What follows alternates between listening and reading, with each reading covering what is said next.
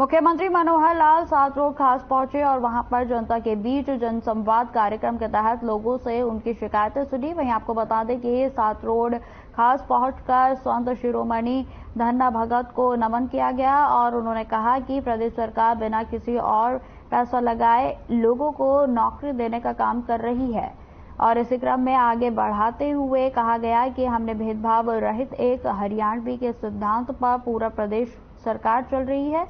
वहीं ट्रांसफर प्रक्रिया को ऑनलाइन कर सरल बनाया गया है।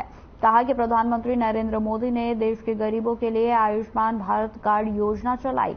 वहीं हरियाणा में आयुष्मान भारत योजना का विस्तार कर चिरायु हरियाणा योजना लागू की गई है। वहीं आपको बताते चले कि प्रदेश में अलग अलग हिस्सों में विभिन्न मंत्री भी जनसंवाद कर रहे हैं।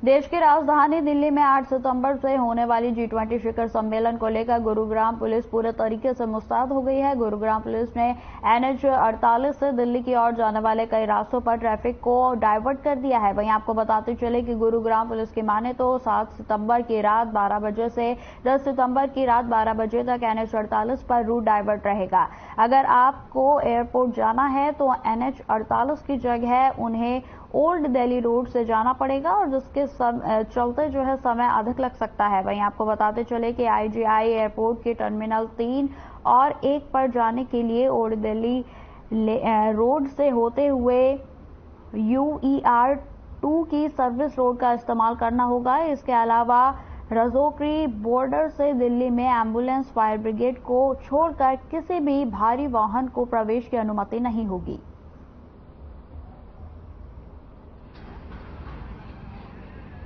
कि दिल्ली में 8, 9, 10 को G20 के तहत प्रोग्राम्स हैं और उसके लिए गुड़गांव की तरफ से कुछ ट्रैफिक रिस्ट्रिक्शंस रहेंगी ताकि दिल्ली में जो प्रोग्राम है बिल्कुल स्मूथली चल सके।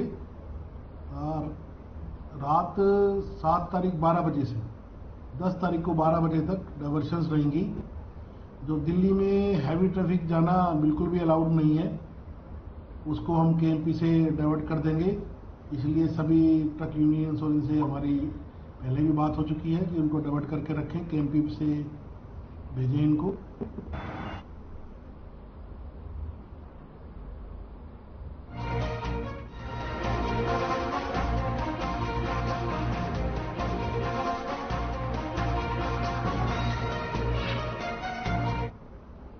पुंडी में श्री कृष्ण जन्माष्टमी की धूमधाम देखने को मिल रही है। वहीं आपको बता दें कि भगवान कृष्ण के मंदिरों में खूबसूरत तरीके से उन्हें सजाया गया है। रात्रि के लिए मंदिरों को रंग बिरंगी लाइटों से सजाया गया है। वहीं आपको बता दें कि भगवान श्री कृष्ण के जन्मदिन को मनाने के लिए लोगों में खासा उत्साह भी देखने को मिल रहा है।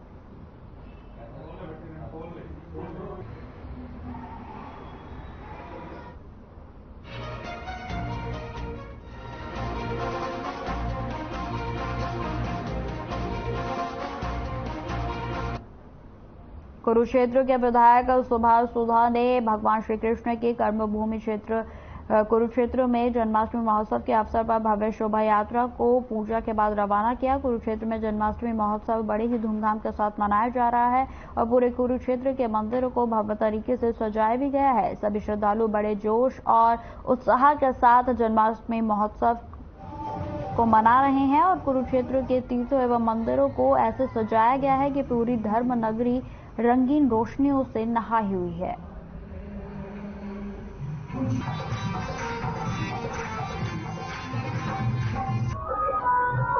गीता संस्थान कुरुक्षेत्र में महाराज पूज्य गीता मनीषी महाराज स्वामी ज्ञानानंद जी के आशीर्वाद से बहुत सुंदर तरीके से जन्माष्टमी का महोत्सव यहाँ पर 5, 6 और 7 सितंबर को मनाया जा रहा है और यहाँ पर बहुत सुंदर तरह के बच्चों के लिए झूले लगे हुए हैं। कुरुक्षेत्र भगवान कृष्ण ने गीता का उपदेश दिया, इस नाते से कुरुक्षेत्र दुनिया के अंदर प्रसिद्ध है।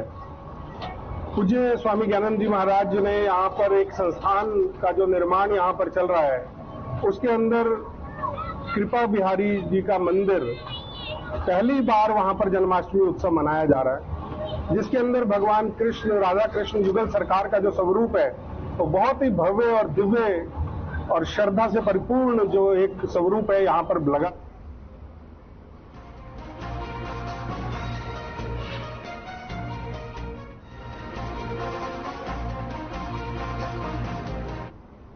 बाडूरा अनाज मंडी के सामने पिछले 46 दिनों से किसान अपनी मांगों को लेकर धरना प्रदर्शन कर रहे हैं और सरकार का लगातार विरोध भी किया जा रहा है। वहीं आपको बताते चले कि सरसों की फसल अत्यधिक बर्फबारी से खराब हो गई थी और जिसके चलते सरकार ने स्पेशल गिरदावरी की कार्रवाई भी की थी, लेकिन किसानों का कहना है कि केवल 20% लोगों को ही मुआवजा दिया गया है। बाडूरा विधायक नैना सिंह चौटाला किसानों के धरना स्थल पर पहुंची, जहां नैना सिंह चौटाला किसानों को समझाने में सफल रही और उनके आग्रह पर किसानों ने धरना प्रदर्शन समाप्त कर घोषणा की है।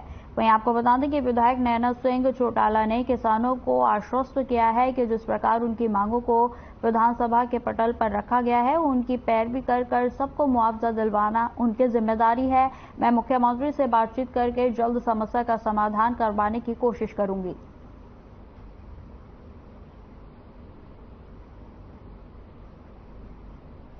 देखो, मेरी तीसरी विजिट है धरने पर। मैं पहले भी आई हूँ।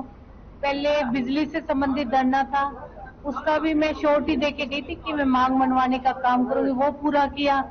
फिर मैं दोबारा जब ये धरना लगा मुआवजे वाला, तब भी मैं आई थी। तो 5 मांगे थी, जिनमें से 4 मांगे सरकार ने जैसी मैं गई वैसी देते ही मेरी पूरी कर दी। अब एक मांग है किसानों की, वो बहुत ज्यादा जायज है कि हमारा मुआवजा 2023 का बाडा के हल्के के लोगों को नहीं मिला। तो आज जो है वो धरना समाप्त करवाने आई हूँ। धरना समाप्त हो गया, किसानों ने मेरी बात रखी, मेरा मान सम्मान रखा है। तो इनका मान सम्मान जो है वो मैं जब भी चंडीगढ़ जाऊंगी मुख्यमंत्री जी से मिलके, वैसे मैंने विधानसभा में भी उठाया है, पर मैं दोबारा माननीय मुख्यमंत्री जी से मिलके हाथ जोड़ के रिक्वेस्ट करूंगी कि ये बाडा के लोगों के, और ये बहुत ज्यादा जमीन जायदाद वाले लोग नहीं है हम, या बाडा के जो है थोड़ी थोड़ी हमारी जमीनें, थोड़ी फसल होती है, रेतीला इलाका है, पर जो हमारा मुआवजा वो तो हमें मिलना चाहिए ना। तो मैंने कहा है कि मैं चाहे मुझे 2 महीने लगो, चाहे मुझे 3 महीने लगो, ये मुआवजा हम लेने का काम करेंगे।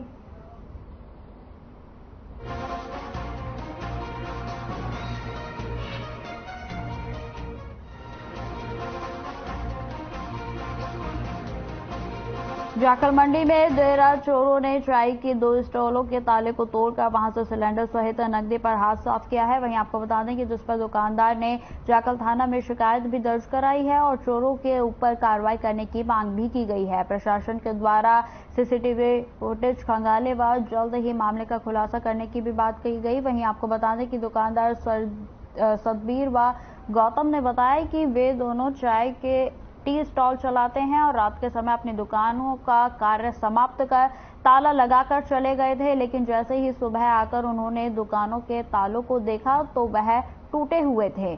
दुकान में से 2 सिलेंडर व सतबीर की दुकान से 20,000 की नकदी और 1 सिलेंडर चोरी हुआ है।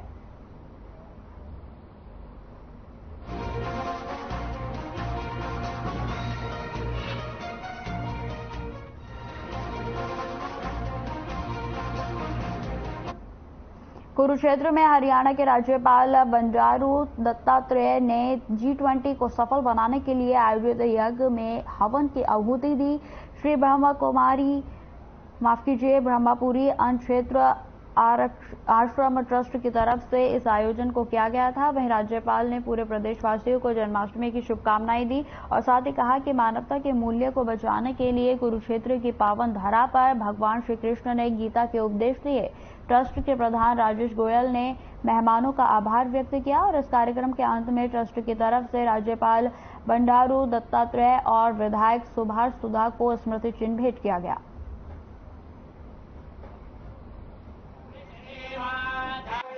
जब जो है अधर्म शक्तियां ऊपर आती है, वो समय मैं फिर जो है इस भारत पे आऊंगा और उसको नाश करके धर्म की स्थापना करूंगा, अधर्म को जो है मैं रोक दूंगा।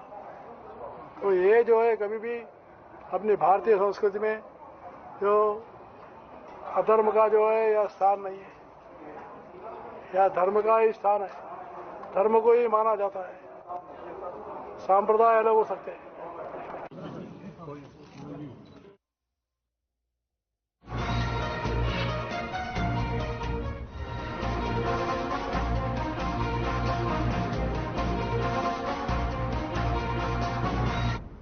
खबर पलवल से है, जहां हुदा सेक्टर 2 के चौक पर पलवल के विधायक दीपक मंगला ने सैकड़ों की संख्या में कार्यकर्ताओं के साथ पहुंचकर साइकिल यात्रा का स्वागत किया। वहीं आपको बता दें कि सामाजिक संगठन और विधायकों ने फूलों से उनका स्वागत किया। विधायक दीपक मंगला साइकिल चलाकर यात्रा के साथ शामिल हुए और साथ ही साथ शहर के लोगों के द्वारा भी उनका भव्य स्वागत किया गया।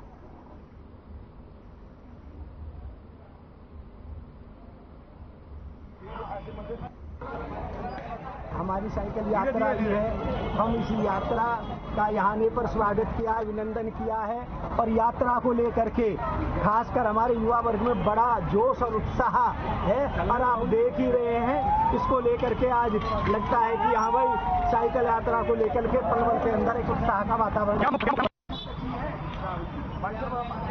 साइकिलों को व्यू आ जाएगा, फोटो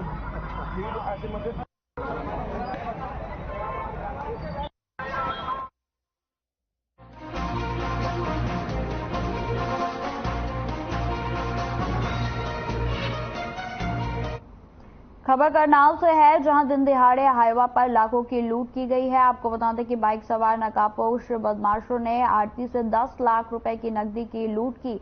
आपको बताते चले कि आरती को बंदूक का डर दिखाकर लूट की वारदात को अंजाम दिया गया। बैंक से नकदी लेकर अनाज मंडी स्थित दुकान पर पीड़ित आरती जो है वो लौट रहा था और तभी चौकी प्रभारी शिवचरण ने इस मामले पर बताया कि छानबीन लगातार की जा रही है और जल्द ही बदमाश पकड़ लिए जाएंगे।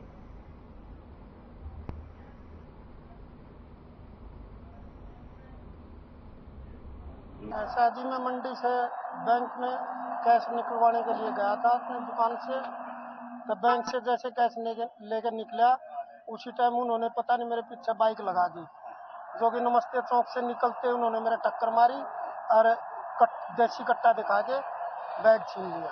कितना कैश लेकर आ गया? करीब 10 लाख के करीब था।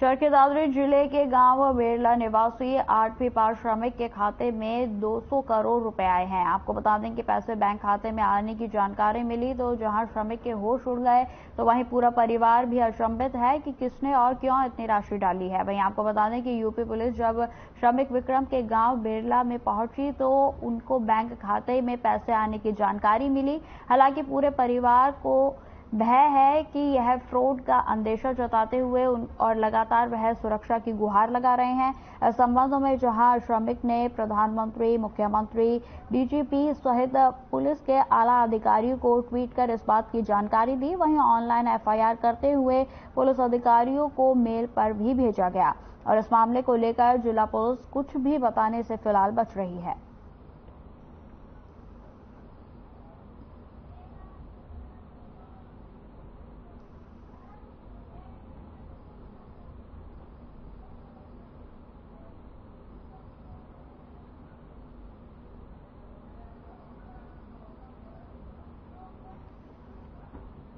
ऑडियो तो उठा दो इसका।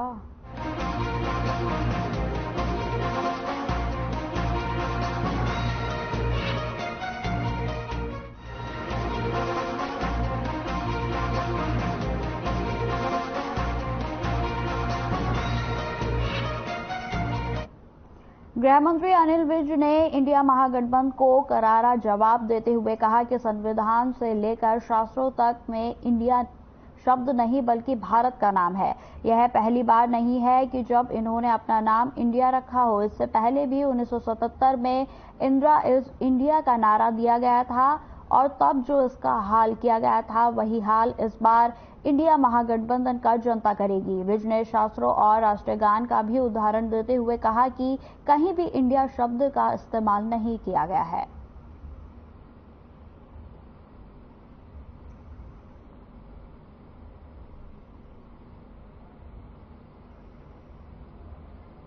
संविधान के पहले अनुच्छेद में ही लिखा हुआ है, we the people of India that is Bharat, यानी हम इंडिया के लोग जो कि भारत है, यानी जिसका नाम भारत है, पूरी तरह से स्पष्ट किया गया है। अब अगर किसी का कोई प्रचलित नाम और है और असली नाम कोई और है, तो असली नाम से पुकारने पर इतराज क्यों? किस बात का इतराज? हमारे किसी भी शास्त्र में इंडिया का उपयोग नहीं हुआ। हमारे किसी भी वेदों में, उपनिषद में, गीता में, रामायण में, गीता जी में भी कहा है, यदा यदा ही धर्मस्य ग्लानिर्भवति भारत। वहां पर भवती इंडिया क्यों नहीं कहा गया? और हमारा जो राष्ट्रीय गान है, जन गण मन अधिनायक जाया है, भारत भाग्य विधाता, वहां इंडिया भाग्य विधाता क्यों नहीं लिखा गया? और ये जो I.N.D.I.A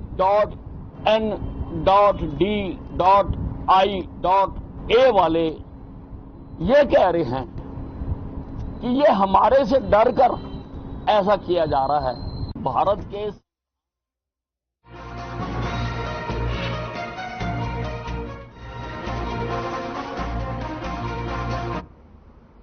तमिलनाडु के सीएम एम.के. स्टालिन के बेटे उदयनिधि के सनातन धर्म पर दिए गए बयान पर कैबिनेट मंत्री कंवरपाल गुर्जर ने अपनी प्रतिक्रिया दी है और कहा कि यह बेहद ही गैर जिम्मेदाराना बयान है और बहुत ही गलत भी। उसकी मैं निंदा करता हूं। कांग्रेस, आम आदमी पार्टी और जो भी दल साथ चल रहे हैं, इनके साथ मिलकर काम कर रहे हैं, सहयोगी बन रहे हैं, जिम्मेदार ये सभी लोग हैं। ये केवल सत्ता की भूख है जो ये सब इनके साथ चल रहे हैं, वो भी उसके साथ जो इस प्रकार से सनातन धर्म को खत्म करने की बात करता है। सनातन धर्म समाप्त होना चाहिए। तो मैं समझता हूँ कि देखिए वो बेहद गैर जिम्मेदाराना बयान था, गलत था, मैं उसकी निंदा करता हूँ। क्योंकि ये साथ मिलके काम कर रहे हैं तो कुछ ना कुछ तो जिम्मेदारी ये लोग भी हैं। आखिर ऐसे लोग, ऐसे व्यक्ति को साथ लेके चल रहे हैं, अपना सहयोगी बना रहे हैं ऐसे व्यक्ति को जो कहता है कि सनातन धर्म समाप्त होना चाहिए। तो मैं समझता हूँ केवल सत्ता की भूख ही है जो उनको इस तरीके से अपने साथ लेके चलने के लिए।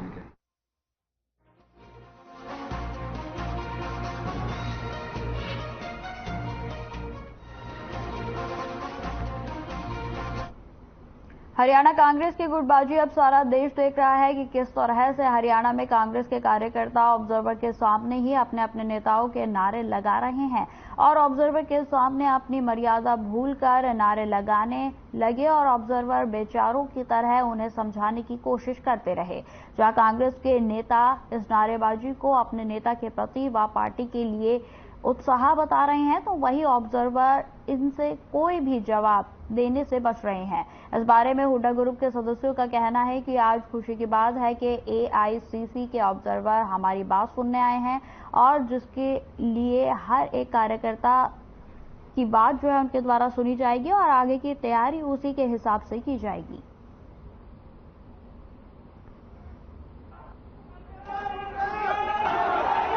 मैं हमारा केवल जो है कांग्रेस का संगठन का फीडबैक है।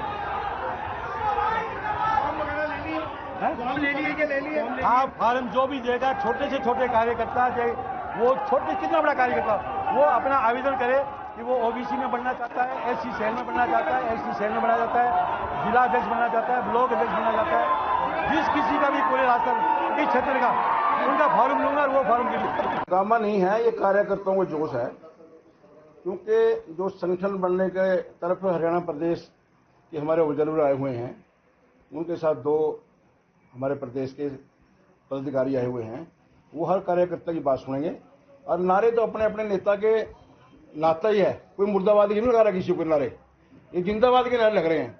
इससे पता चलता है कि हरियाणा प्रदेश में कांग्रेस पार्टी की लहर है और कार्यकर्ताओं में उत्साह है। एआईसीसी के ऑब्जर्वर्स आज आम कार्यकर्ता के मन को तोड़ने के लिए यहाँ आए हैं और एक एक कार्यकर्ता से मिलकर संगठन कैसा बने कांग्रेस का, उसके ऊपर चर्चा कर रहे हैं और कांग्रेस पार्टी कैसे मजबूत हो सकती है और चुनाव में बीजेपी का मुकाबला हमने कैसे करना है, इसके ऊपर चर्चा करने के लिए प्रत्येक कार्यकर्ता के पास वो आए।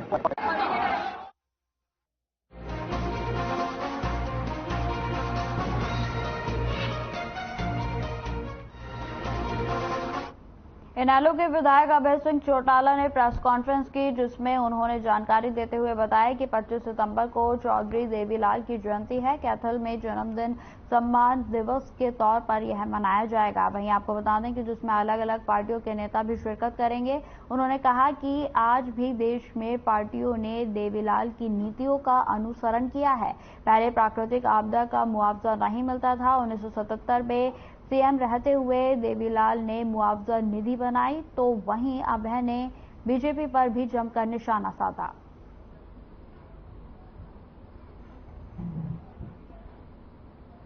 बहुत बड़ी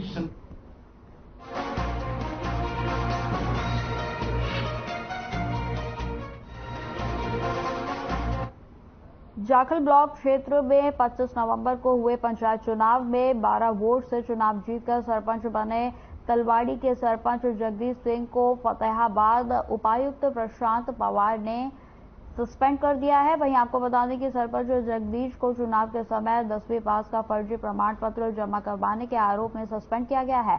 बताते चले कि इस मामले की शिकायत चुनाव में 12 वोट से हारने वाले तलवाड़ी निवासी कुलजिंदर ने 1 सितंबर को चुनाव आयोग को भेजी थी और वहीं शिकायत में बताया गया था कि सरपंच जगदीश 8वीं पास है, लेकिन उसके नामांकन में 10वीं पास का प्रमाण पत्र लगाकर चुनाव आयोग के साथ धोखा किया गया है। चुनाव आयोग के निर्देशों पर मामले की जांच जिला प्रशासन ने टोहाना उपमंडल के एसडीएम ने करवाई थी और वहीं जगदीश ने नामांकन में पुलिस के बोर्ड का परिणाम पत्र लगाया था, जो कि एसडीएम की जांच में फर्जी पाया गया।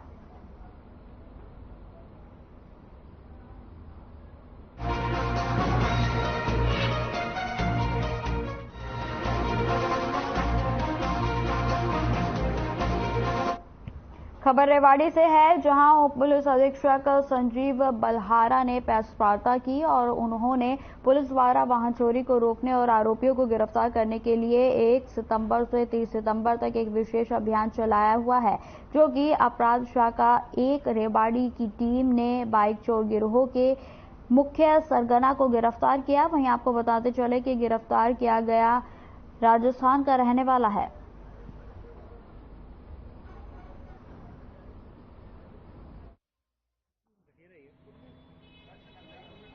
और थाना सतर्स की टीम को व्हीकल चोरों के लिए इस पखवाड़े के लिए टीमें गठित की गई थी, जिसमें हमारी CIA 1 इंस्पेक्टर सुमेर सिंह की टीम ने एक आरोपी जिसका नाम दिलबाग सिंह है, जो थाना सिकरी भरतपुर का रहने वाला है, जिससे रेवाड़ी की चोरी की हुई 8 मोटरसाइकिल बरामद की हैं और गुड़गांव से 3 मोटर